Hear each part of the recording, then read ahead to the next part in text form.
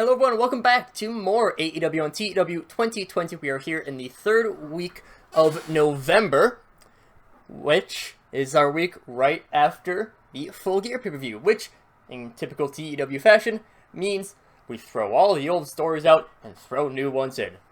Okay, it's not every story that's been thrown out. A lot of them have, though. All the ones that were finished or just dropped.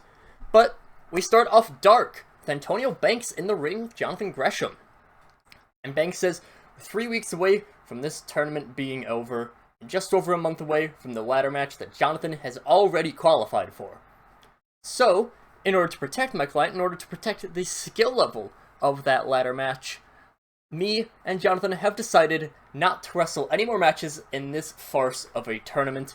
Our opponents can come to the ring, but they're not getting a match out of us. Gresham currently there's no chance for him to not be in the top 6. He has 6 points right now. I believe that there are, well, more than, I don't know. He can't be out of the match anyways, so there's that. We will not do that. Gresham intentionally gets himself counted out. The match starts. Gresham maybe, like he leaves the ring. Kip Sabian, he's yelling at him. Ref is very confused about the count, but eventually they do the count out in less than a minute. And yes, after intentionally getting himself counted out, Gresham is attacked by behind from Donovan Dijak. Dijak continues to beat up Gresham as Brian Pillman Jr. just very casually patrols, just walking by with steel chair in hand. Banks is calling for reinforcements, and he eventually gets them in the form of Ricochet charging out. Ricochet beats down Pillman Jr. a little bit, throws him to the ring. Acclaimed, they show up soon after. They pull Dijak off. Eventually, and they probably are even beating Dijak up a little bit. Well, attempting to. Dijak's still a very big guy. Still probably overpowering the duo. For a little bit. Eventually, Ricochet goes for a springboard moonsault, hitting it onto Pillman. And Pillman, he just rolls out of the ring. Dijak, he retrieves his fellow stablemate, walks out, he yells at Antonio Banks, saying that he started it. At the very beginning of this tournament, Antonio Banks called out Dijak, saying, hey, he'd be an interesting opponent, and they're probably going to be each other's last match, the one that will be happening on the first week of December. Right? Yeah. And then I'm going to have the ladder match either be the main event of the week before Christmas or the last week. So I'm going to do the last show of the year as essentially a Christmas episode. That'll be a special Dynamite. All the titles are on the line. Resetting all of the records, and then I can kind of just handpick my number 5 in all the rankings, and I'll go over those at the New Year's episode. So yeah. A little bit more building there, and this is the part where I want to change Gresham's gimmick adequate. I need to get him to at least a good gimmick so that he can not have cold momentum. Gold Brothers make their in-ring debut, defeating the Cross Brothers. Everett defeats Isaiah Cassidy with a shooting star press. Peter Avalon and Sonny Kiss of Matthew Raywalt's troupe defeat the Gun Club. Ray Phoenix defeats Will Hobbs. 83 performance. Very nice there. We cut to backstage where we see Maki Ito and Abaddon. Abaddon. With Maki dressed as Penelope Ford, Abaddon very poorly wearing a costume of Viperous. Two of them do a very mock fashion show and maybe even like a vlog. Actually, probably closer to a vlog. I'd imagine that at this point, probably Rose Garden has their own vlog or Twitch channel or something like that. Maki, complete joke, things like, hi, I'm Penelope Ford, and I suck. Obviously more charming than that. She eventually throws off the blonde wig, the sunglasses, onto the ground, asks the YouTube comment section, because this is dark, being held in, on YouTube. Eventually, to back her up, comments that she is the cutest in the world, while Penelope Ford is an ugly mother, and then before she can say it, just don't want to get censored, don't want to get demonetized, they don't really need the monetization. Ford and Viperous have found Maki and Abaddon and begin to brawl with them, ending when Viperous hits her finisher on Abaddon, The members of the Rose Garden give Maki the option to leave, warning her not to do something like this again. Maki leaves with Abaddon, and is probably going to do this again. After this, Bianca Curley defeats a debuting Tesha Price. Vikingo defeats Ricky Starks. Adam Cole defeats Taichi. The Queen's Court, in what probably our first 8-man tag. The entirety of the Queen's Court defeats Team C-Stars and King and Kenzie. Just looking through, Lydia, not the greatest. I mean, alright all around. And in our main event, Fred Yehi is defeated by Dijak. So, it's a way to start off our next quote-unquote season, our next run to the Christmas episode in a month.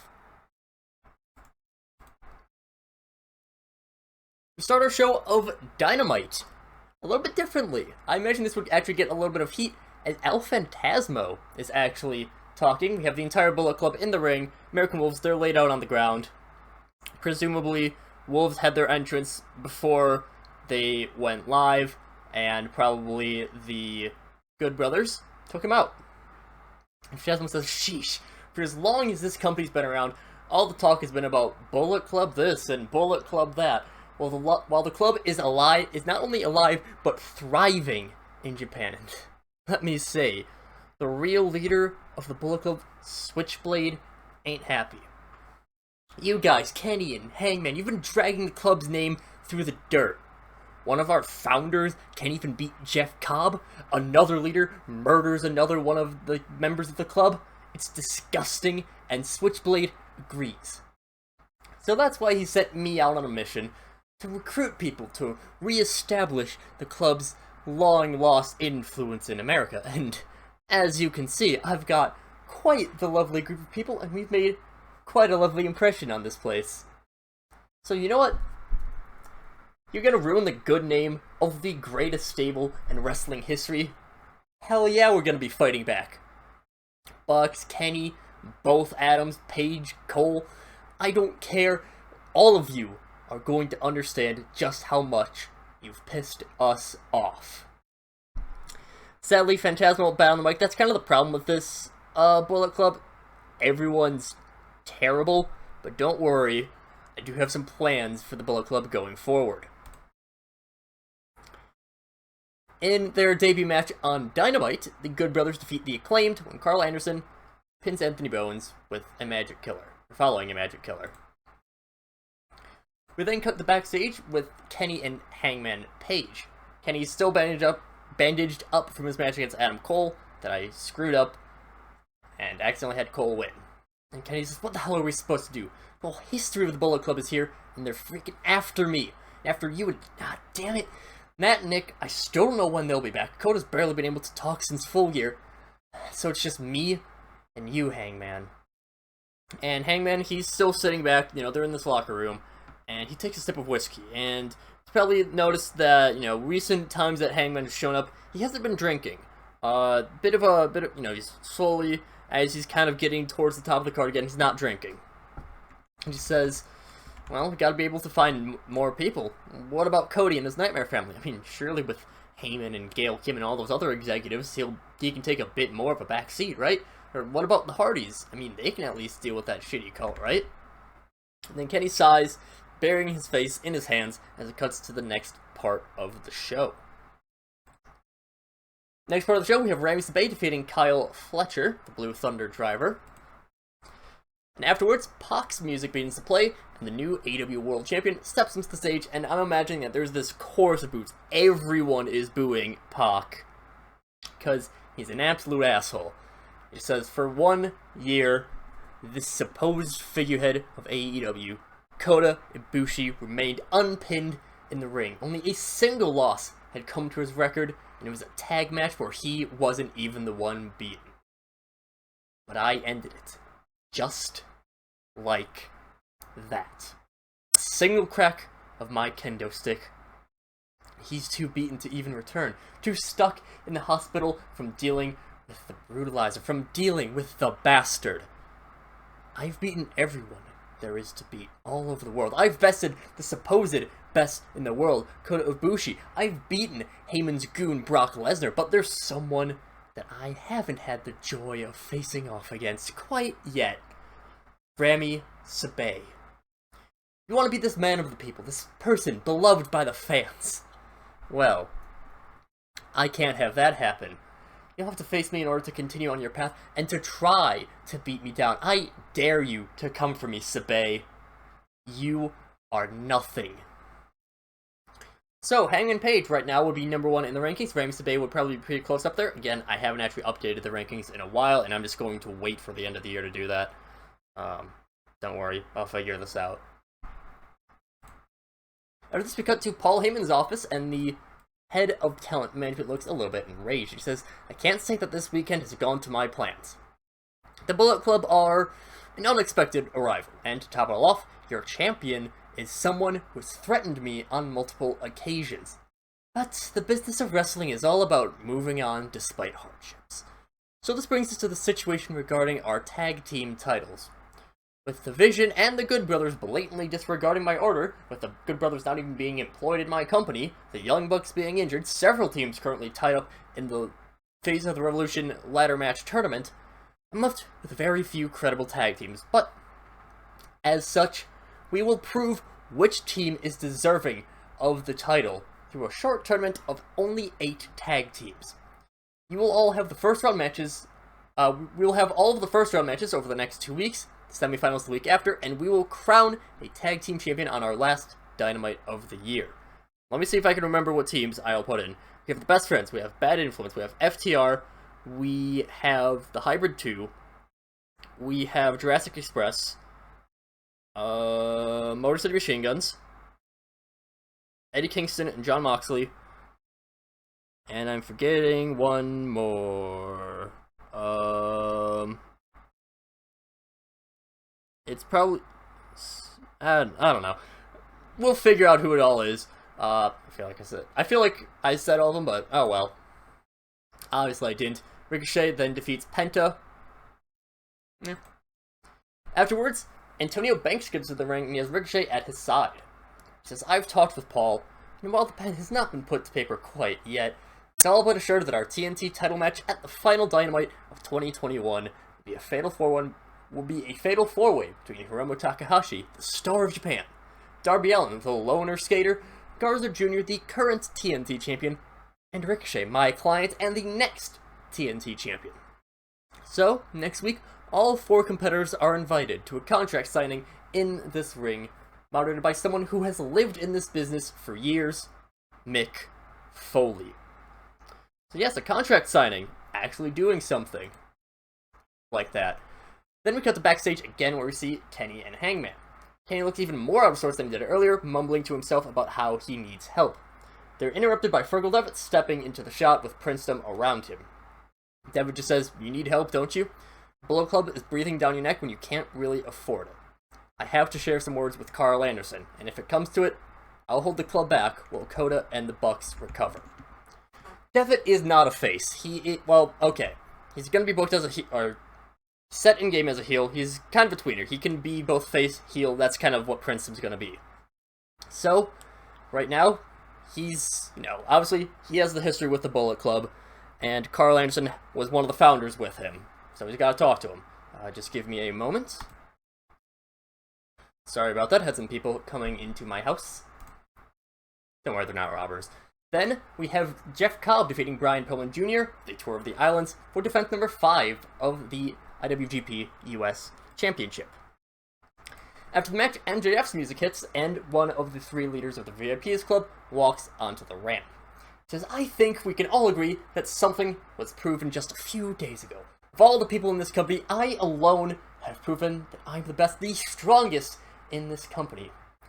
Jeff Cobb, I'm not challenging you for that filthy title. Hell, it's way beneath someone of my stature. Instead, I'm calling out your boss. Taz. You say you have all these guys that are these powerhouses of pro wrestling. All these big, buff men who definitely are naturally bodybuilding. And none of them can match the strength that I have even in just my pinky finger. all you have are a bunch of muscly meatheads that stand absolutely no chance at taking out the true strongest man in wrestling, Maxwell Jacob Friedman. So basically what I'm kind of imagining with this is we have, probably saying some things through there, MJF, he's going to be way stronger than all these guys, he can easily deadlift Brian Cage, he's just that confident, or something like that. I'm never the best at starting off my feuds, so, yeah. Especially when I have a lot of feuds starting at the same time. I say that, and then we get this. So after this, we see some footage from last Sunday at Marlins Park in Miami. It was just in Miami for Full Gear. I just looked at what stadiums were near that near how much we got for a crowd. And that Marlins Park is like 37,000. We had 38,000. It's close enough. Kana, still dripping in sweat from her loss, is pissed off, and she's tossing around everything backstage, regardless of what it is. She's throwing catering, she's throwing monitors, she's probably even throwing some people. After a little bit longer of getting her rage out, she just kind of sits up against the wall, starts crying. It's not, like a pathetic cry, it's not Big Show. This is someone who you can tell really wasn't invested in their championship. Kana, she's the Empress. She didn't want to be defeated. She wasn't even defeated, and she still lost her title.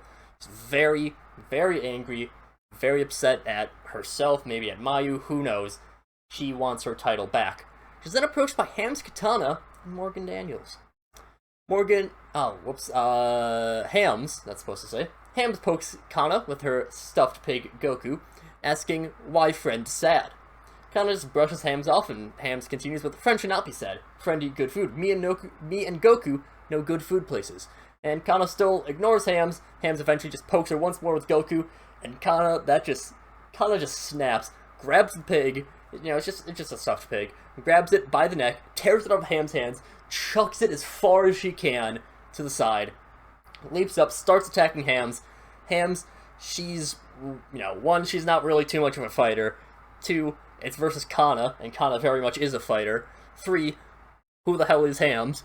And then, so easily, Hams taken out. Then before Morgan can react, Kana lunges up, takes Morgan out as well, then pushes the camera down and breaks the camera. That ends the feed, that ends the segment. So yeah, who exactly are Hams Kana, Morgan Daniels? They are, again, I've mentioned this when they first debuted, they're part of the Reawakened Wrestling. I'm part of that Discord. I'm part of that series. And these two are characters that were written by some of the bigger members of the community, Connell and Doom. Not respectively. Connell is Morgan, Doom is Hams. So they're wacky characters for sure. They're probably they're definitely some of the more notable characters in Reawakened, but now they've come to AEW, and Kana is messing them up. Don't worry, just because I know the creators, I essentially am part creator of these characters, not really, but, I'm not going to have Hams show up next Dynamite and beat Kana clean. That's not going to happen. I'm already just going to spoil this. This is a feud that Kana's going to end up winning in the end, but it's just, still boosts some people up, even through losses. I, again, want to build up those unimportant people. And I believe... Oh, okay, it wasn't that. So, as Devitt is walking backstage, we cut away to this again. He's walking with Princedom. He's approached by Miro, who stops Devitt asking for a match. And Princedom, right away, they get between Devitt and Miro. Devitt, he's whatever. He's not, telling him to go away. He's not telling him to attack. He's just very casual about this. And he just says, you're an incredible talent, Miro. Much better than one would think, judging by how you've not been seen in a while. I've been feeling generous lately, so I'll let you face me so long as you help me out with the Bullet Club. There's a lot of crazy things going down in AEW, and I may need some help to bring it to some normalcy. So yeah, Miro versus Devitt is our feud. And again, Devitt is like, hey, I could use the help. And again, Miro, he's one of the people that I'm very stop-start with. Part of the Vision storyline. He was, I think, the very first challenger I had for Moxley's title. But he's been, again, just very stop-start. He'll get a big push and then not show up. Big push, not show up. So, just working on my better booking. this is where I meant to, have that cover. So speaking of people who are important, we have a vignette introducing Roxy. This is a real wrestler. I don't know them, unlike Jimmy. She is one of the new members of the Nightmare family, the second youngest of the group. Roxy has been wrestling for almost 3 years at this point, winning the women's championships in promotions such as New Texas Pro Wrestling and Reality of Wrestling. While she's not had nearly the experience of Jimmy Shane or the exposure in stardom like Bianca Corelli has, Cody seems confident that Roxy will be one of the best in the women's division in the next few years. The prodigy, ready to take her steps to the big stage of AEW. Real world, as I'm recording this, she is doing stuff with ROH. She's still not top of the programming, but she is still wrestling matches in Ring of Honor. So, yeah.